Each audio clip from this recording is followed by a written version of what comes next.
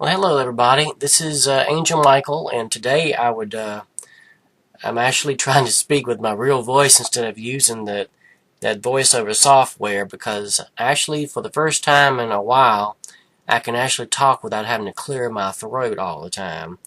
That's the main reason why I like to use that software is because I hate to hear somebody clear their throat every 5 seconds. Anyway, my discussion today is about Christian colleges and their indoctrination. Well, I had a guy who actually made a comment today about he had this idea that anybody that has a seminary degree doesn't know what they're talking about as far as the Bible goes. And come on, that's ridiculous. Now, I will agree with him that there are some colleges, and especially today, if you go to a secular college, I wouldn't advise anybody in their own mind. They're out of their crazy minds if they're going to allow a Christian person, a young person, to go to a secular university. It's just outrageous, some of the garbage they're teaching today. But yeah, I mean, I will agree that there's some indoctrination going on in these Christian colleges too. I've been to two big ones uh, as far as evangelical Christian colleges go. I went to Liberty, and I went to Bob Jones University back in the 80s, so I'm basically dating myself. I'm 51. I probably have learned more on my own than I ever did in college. However, they do basically give you a very good foundation. There's some things about Bob Jones I didn't like, and there's some things about Liberty I don't like. And, I don't want to go into detail, and I don't want to be bashing any schools because they're good schools. But when you're an educated person, the whole purpose of education is to help you build and learn how to develop skills that allow you to study throughout your life. You don't just automatically accept everything that everybody tells you. You're supposed to test it out for yourself. I mean, the Bible even says that. So if you just automatically go by what everybody says is gospel truth, then you're a fool. And I'll give you an example of some things that I don't agree with. For instance, of course, when I went to Bob Jones, I was an 18-year-old kid, bright-eyed, bushy tail, kind of stupid, like any 18-year-old, very susceptible to the ideas of other people. When you grow up in a Christian home, you're expected to respect other people, and my parents taught me to respect, especially Christian people who were over me, to respect them. However, I was not stupid, and most young people are not stupid. You can tell when somebody who's very genuine about what they're believing, and you can also tell that there's something wrong about what's going on. For instance, as far as things going on at Bob Jones, well, I mean, the past few years there have been some fishy stuff going on, but I won't go into that today. But I want to speak from what I know of from 30 years ago. I graduated in 1988. Started in 84. It was 84 to 1988. And, of course, the thing was so strange, I'm not sure exactly why I ended up there, because I only knew one person that went to Bob Jones. And she never had anything bad to say about it. I never knew about all the rules until I actually went there, and which is kind of strange, but I guess a lot of young people, their senior year or maybe their junior year, go to colleges and check them out and see what they think about them. Well, I didn't do that. My parents didn't have the time, money, and resources to take me all of the countryside, different states, to look at schools. And I was kind of too busy with other things anyway.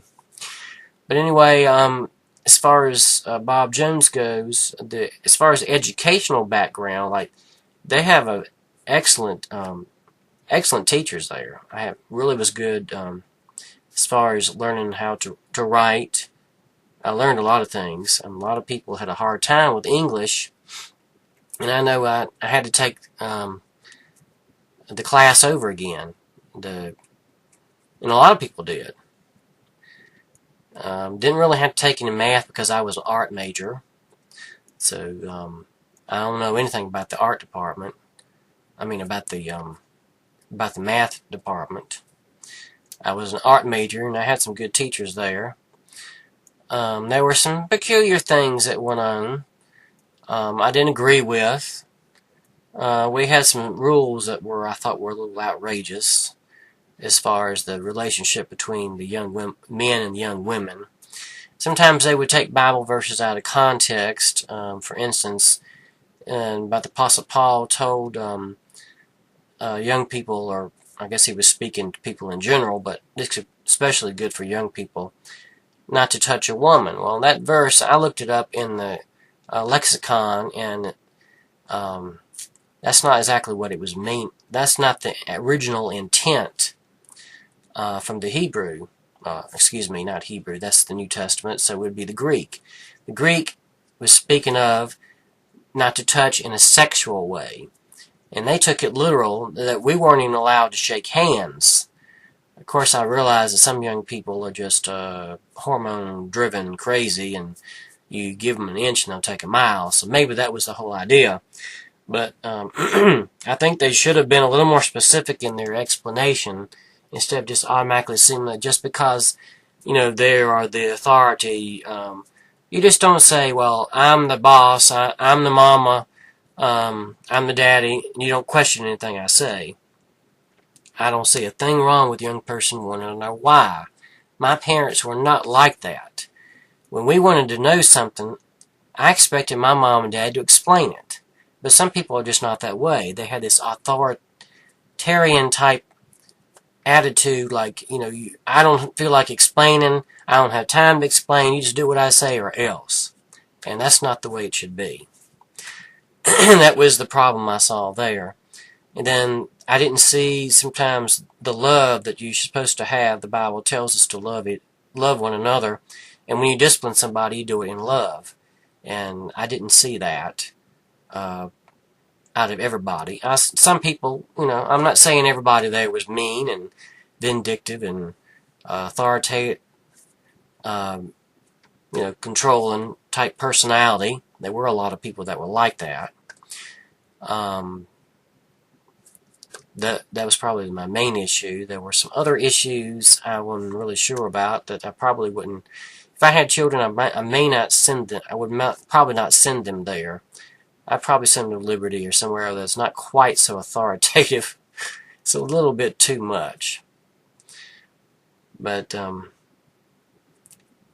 as far as Christian schools go, Liberty, the rules are probably not as strict, and especially not for somebody my age. I'm 51, so, expect me to go all the silly rules where you're not allowed to speak to anybody after a certain time, and of the opposite sex, I mean.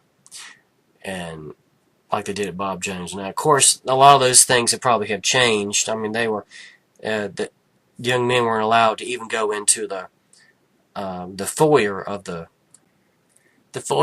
girls' dormitories, which, I mean, I can understand that, I guess. Keep young people, pure and innocent away from any sexual temptation. However, what good is that going to do when you get out into the world and all this sexuality is thrown in your face? You can't hide young people away forever. I guess that's the main thing. There were a lot more young ladies at that school than there were men, because I think there were so many parents that were trying their best to shelter their young people for as long as they could. And I guess I can understand that, but you can go to extremes, and I think sometimes that's what they did. They went to extremes.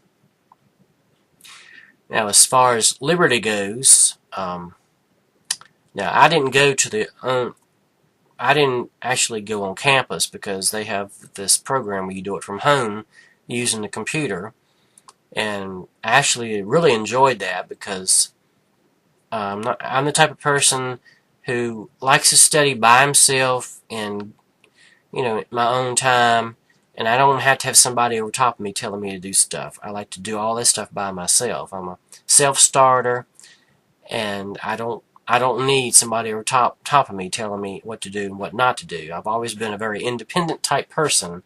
I really don't like other people telling me what to do.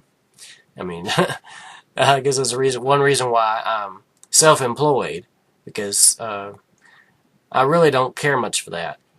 When I do it, the last job I had, it was in the public. I was a teacher, and I had this principal who was always telling me stuff she didn't like about my teaching, but she can never explain how to correct it.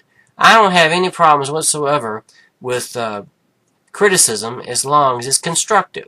But in my opinion, for the most part, what I've dealt with was just nitpicky picking stuff.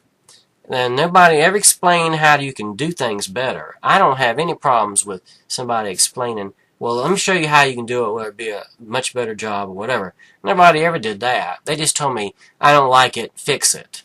That's not good enough for me. You know, I'm kind of a perfectionist, so I got to figure out on my own. But sometimes if you don't understand what you're doing, you got to get some help. And I didn't get any help, so that was one reason why I didn't like teaching. Wasn't the teaching aspect I didn't like, it was putting up with the nasty little behavior and attitudes of the children, and on top of that, the adults. The adults were worse than the children. That's the main reason why the children behave the way they do, is because the adults are so bad. And then you got the fact that you can't do any discipline, so that was not for me. Anyway, that's enough of my rant on the problems in education. But anyway, as far as liberty goes, I have no idea how they do any discipline procedures. But the thing I want to talk about is what I believe about their ideology. Now, I noticed from all the different classes that I took, for the most part, I agreed with most of the things that they taught. Now, I've done a lot of research on my own when it comes to ancient books. And, of course, one of the books that they don't even want us to read or look at, maybe I shouldn't go that far, they don't want us to pay any attention to, or like the books of the Apocrypha books, especially the Book of Enoch. What I think is strange is that a lot of these evangelical Christian colleges, it totally ignores some of these books. They were in our Bible originally. The Catholic Church had them removed because basically it shows all the bad things that's going on in the Catholic Church. The Catholic Church is not a godly church. Now, there are some good people in the Catholic Church, I grant you that. But the hierarchy, the leadership, the Vatican, many of the priests are very corrupt. They're sexual perverts in that church. The Bible does not tell people that they should not ever get married. That's something that the Catholic Church came up with. It comes from paganism. There were pagan societies during the ancient Roman Empire that would not allow people to marry. And they carry this all tradition into the Roman Catholic Church. And the Apostle Paul specifically warns us to not refuse people to marry, because this, when you have pent-up sexual desires and you can't control them, those people should not be a priest. And I don't believe in priests anyway, because we're all our own high priests according to the Bible. We don't need a man or some other person to go as a go-between between us and God. We have that. We are our own priest. We pray directly to God. The only intermediary person we have is Jesus Christ, who is God. So we don't need a priest. And most of the time, the priests are a bunch of perverts, having sex with other people, other men, with children, pedophiles. Yeah, they're pedophiles. I'm not saying all of them are. I'm just saying a lot of them are. A lot of them gravitate towards that type of job because they're already perverts, and the church covers it up and protects these people. So, yeah, the majority of the bigwigs in the Catholic Church are perverts. Now, I know some local Catholic people who are really nice, and they actually believe the Bible close to what I believe. However, I would never join a Catholic Church just because I don't want to be in association with those types of people. they put tradition way above the Bible. Now, I think that we all Protestants are learning and should continue to learn on our own. Don't automatically agree with everything a so-called institution, like, for instance, Liberty or whatever school you came from. You should learn on your own like the ancient Bereans. The Bereans were people during the Bible times, during Paul's day, who studied on their own. They didn't just take the word for their minister. They studied on their own. They didn't believe in being spoon-fed. And I'm the same way. Now, and if I find that I'm saying something wrong, I will apologize and say, whoops, I made a mistake. But the problem is a lot of people will not do that. They would just automatically go ahead and just dogmatically say, this is what I believe and I'm never going to change. Well, for instance, when it comes to things like the rapture, for instance, there are 3 different positions. Personally, I think that's something that's really not that important. I think that you should be ready and live like you're supposed to, even if Jesus were to come this afternoon or right now. Whether he's coming now, 5 years, 10 years, whatever, it doesn't matter. There are too many verses and it's too confusing to say, oh, I got to believe this or I got to believe that. Now, I had to make up my mind as far as an argument goes to when I wrote a paper, which particular belief, whether I wanted to be pre-trib, mid-trib, or post-trib. And I just chose one and went with it. And there's so many verses you can take here and there and try to make it work with your ideology, with your particular belief system, and it's just really not that important. As long as you know the basic tenets of the Christian faith, you have got to believe in the virgin birth to be a Christian. I mean, that's just a must. And there are other things too, like the doctrine of the Trinity. And Jesus had to die so that everybody would have the opportunity to go to heaven. Different things like that are definitely a must. You have to believe them in order to actually be a Christian. But when it comes to picky things like when's the rapture, that is not important. That has nothing to do with your salvation. Whether you believe it's post, mid, or whatever, it doesn't make any difference. And some people are going to argue with that and say, well, if you don't believe it, if you don't believe in it being pre-trib, then this, that, and the other is going to happen or whatnot. Well, let's just look at it this way. You have to have your own faith in Jesus and put your faith and trust in Him. Not in what other people say or what you think or what you maybe believe because of what you've gathered from this and that and the other and this other person. And, because nobody is perfect. Nobody has every aspect of it all figured out.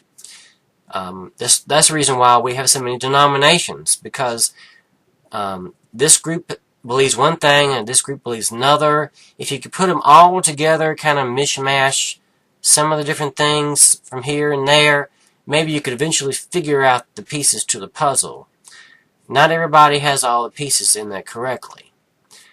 So as long as you believe the main important tenets of the faith, that's the important thing. Okay, now, sort of getting off kilter here, but when I was talking about Liberty, or any school for that matter, no matter where you're going to school, whether it's Bob Jones, Liberty, or any other school, you're going to have to make a decision on your own about what you're going to believe. Don't be the type of person that is being spoon-fed. Study on your own. The Bible says that, study to show thyself approved. So to automatically say just because somebody's been to seminary or been to college that they're indoctrinated with this particular philosophy, then maybe they are. Now, I'm not the type of person that will automatically believe everything that somebody tells me. I like to test it out for myself. And sometimes I have learned on my own is some of the things that I've been taught are not correct. You know, like that silly rule about not touching a female at school. You know, they took those verses out of context. I mean, and I didn't agree with that, and I think it's wrong that you should not do that. And there are some other things too that I could bring up that are not right. For instance, I don't want to get too detailed here and make this video go too long, but my belief on as far as Zionists and Jews, I don't agree with all these people in, like John Hagee, for instance, or, well, there's a lot of different groups, a lot of Christian groups that are all completely pro-Israel. I'm not against Israel. I'm just against people who do not live according to God's word. And murdering people in the name of God is not something that I want to promote. I mean, they take take it as gospel when it talks about in the book of Genesis about Abraham was given the land, which that's true. He was given the land, and the land is supposed to be for Israel forever. That's true. However, how do we know who these people are today who claim they're Jews? Most of them do not even have any Jewish lineage at all. They're all converts. There's a small percentage in the state of Israel that actually do have Jewish blood that they can actually trace back to Abraham and to Moses. But to automatically say that everybody who claims to be a Jew, that we're just supposed to go along with everything they say, I don't agree with that. And I don't believe Israel is supposed to even be a nation until the Messiah comes back. According to the book of Jeremiah, he actually states that the Jews are supposed to stay in their host nation until the Messiah returns. Because remember, the church people who are Gentiles have been grafted into the church, which was originally, or the nation of Israel, which originally was nothing but Jews. So we have been grafted in there. The Jews basically rejected Jesus, didn't want to have anything to do with him. They cursed him, and even the majority of them today, except for the Messianic Jews, there are a few of those, refused to even admit that Jesus was the Son of God. They openly mock Jesus and Christians in Israel in the television programs. And not to mention, here in America, we have people like Sarah Silverman, who is a Jew. She's a Zionist Jew. She's about as white-skinned as you can get. You can tell she has absolutely no Near Eastern blood in her whatsoever. She says the nastiest things about Christians and Jews. I mean, how is it possible that people who are Christians can actually be a supporter of Zionism? If you do any research about the Talmud, which are writings that were based, Jesus Christ himself even talks about these writings, that they're all passed down from generation to generation. They eventually were written down in the Middle Ages, but they're all tradition. It has nothing to do with the Torah. The Torah are the first 5 books of the Old Testament that has the law.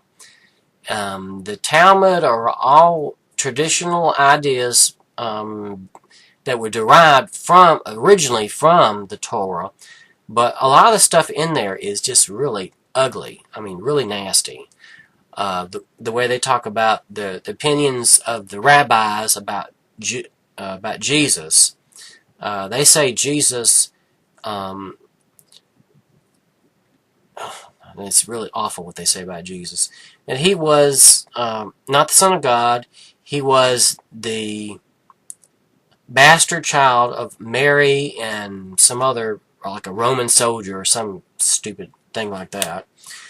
And that he was a false prophet, and he deserved to die on the cross because he was a liar, and it was just really nasty, some of the stuff they had to say. They said that he's in hell right now, boiling in his own feces.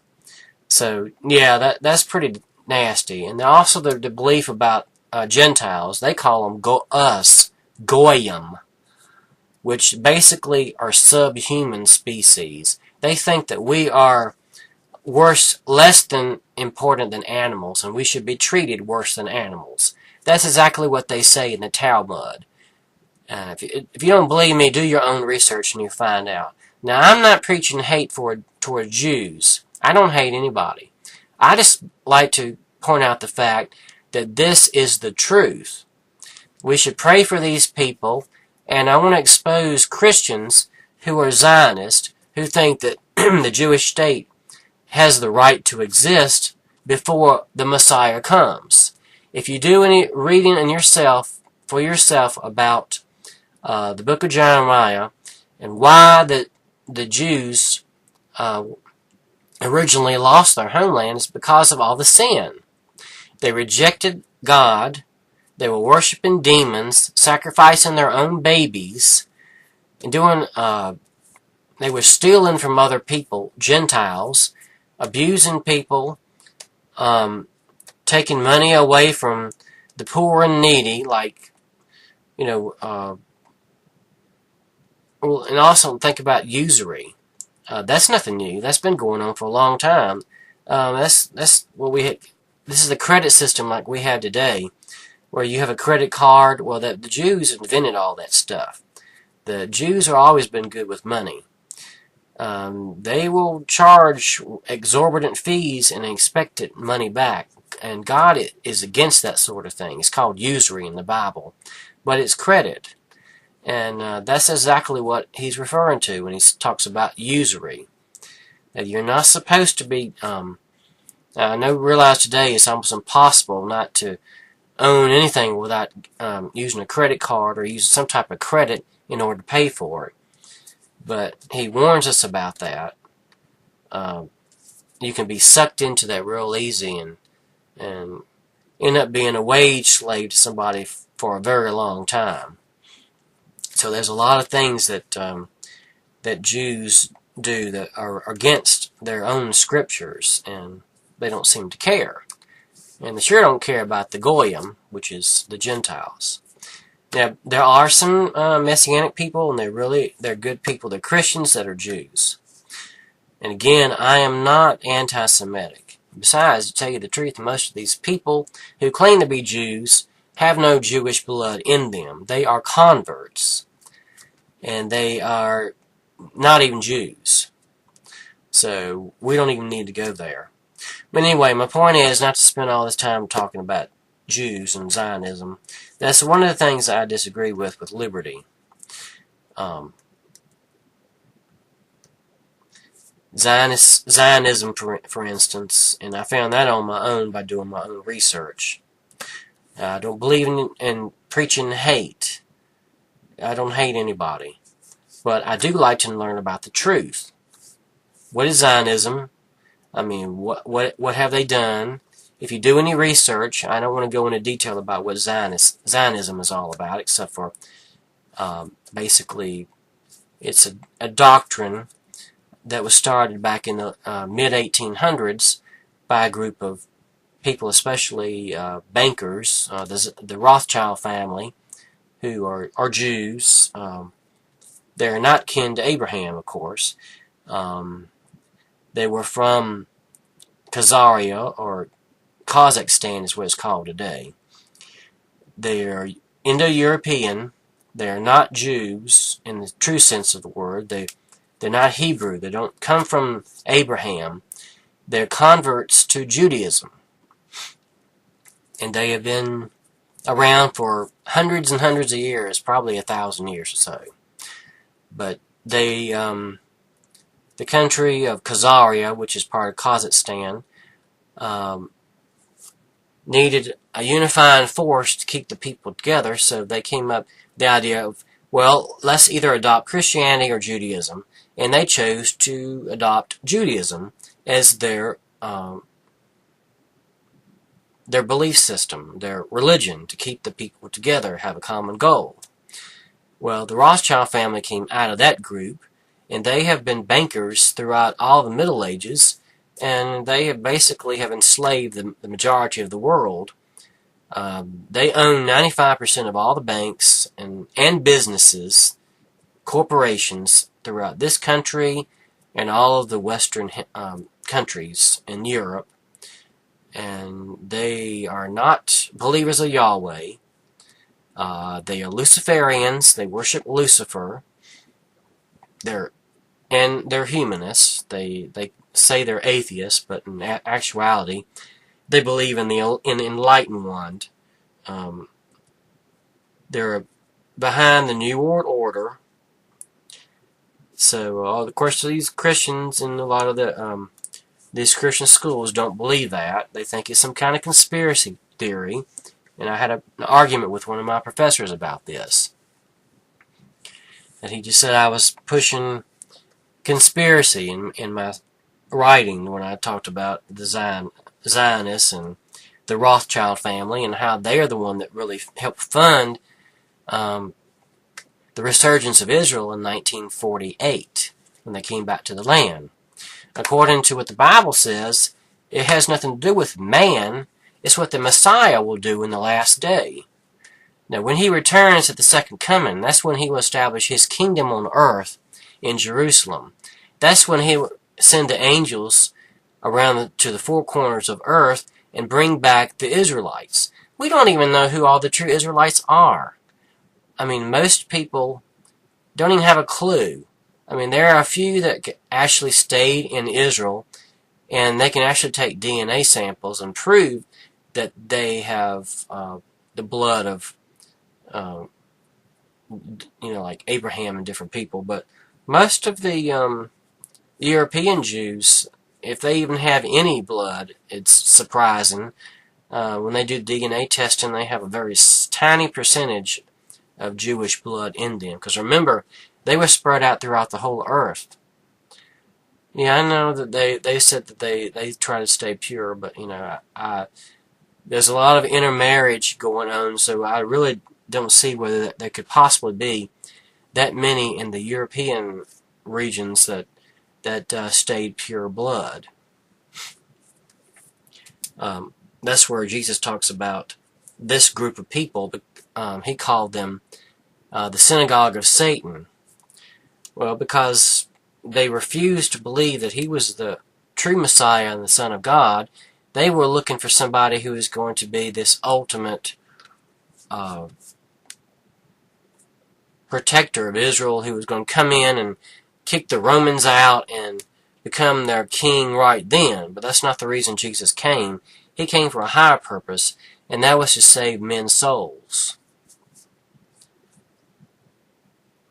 So that's the issue that a lot of evangelical Christians have, is that they have taken a hold of this Zionist ideology, that they have a right to the land by misquoting the book of Genesis and saying that they are the true Jews of Israel and that they have a right to come back into the land. Well, they haven't proven to anybody that they're even kin to Abraham, Isaac, and Jacob.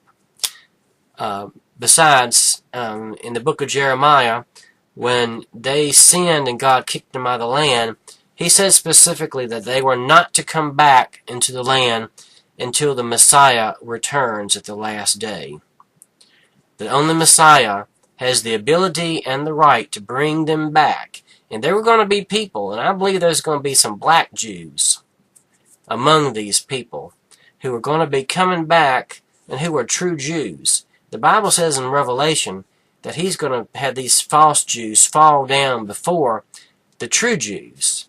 These false Jews who worship Satan or Lucifer, who are really the ones who are hateful anti-Semitics, because they're not even Semites.